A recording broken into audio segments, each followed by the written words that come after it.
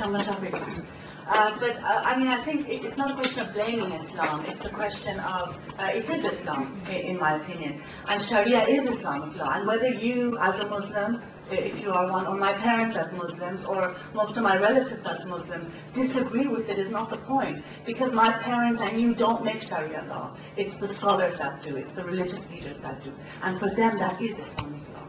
And so I think we need to be very clear about that. And I think it's not a question, and that was one of the points I was trying to make, is to differentiate between people, even if they have the beliefs, it's very different from the ideology, and it's very different from a right-wing political movement that actually is using Islam as its banner. And I think that's the problem. None of us want to be sitting here and talking about something that happened so many years ago. We have pressing things to discuss.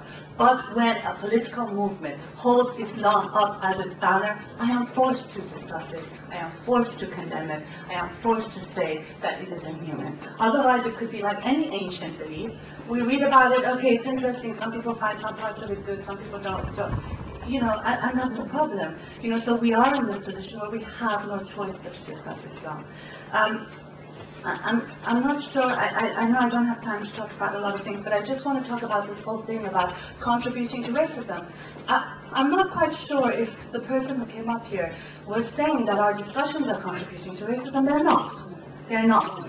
Okay, and I just want to be very clear about that. And don't tell me they are, because I am sick and tired of society telling me that criticizing Islam, that criticizing political Islam, that criticizing the veil, any of the female genital mutilation, any of it is racism. It's not. You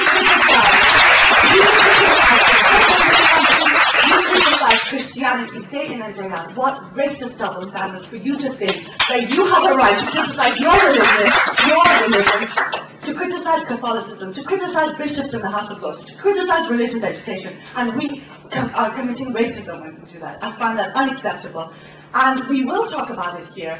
I'm sorry we're concentrating on this because we don't have many opportunities to concentrate on this. Hold a seminar on any other religion and I'll come and insult it just as much.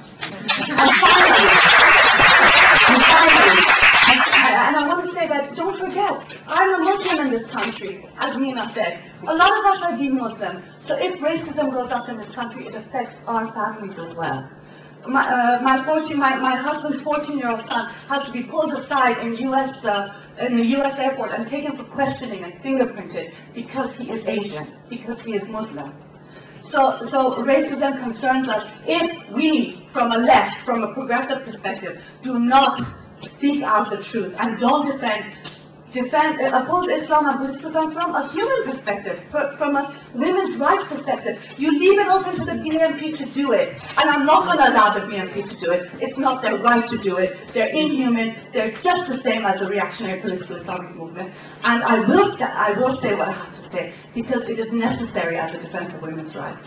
And just one comment to you. If I can say, I think it's really lovely to say, oh, all beliefs are great, all beliefs are equal, I respect all beliefs. I'm sorry, I don't. Fascism is a belief. Racism is a type of... So long as they do not harm anyone's rights.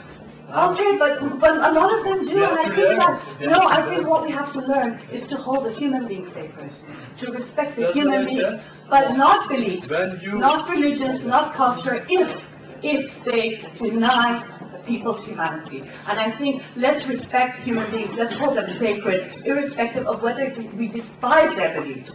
But do not tell anyone to respect beliefs that are inhuman, because it is a duty of us to actually disrespect beliefs that are reactionary, irrelevant, and not belonging in the 21st century.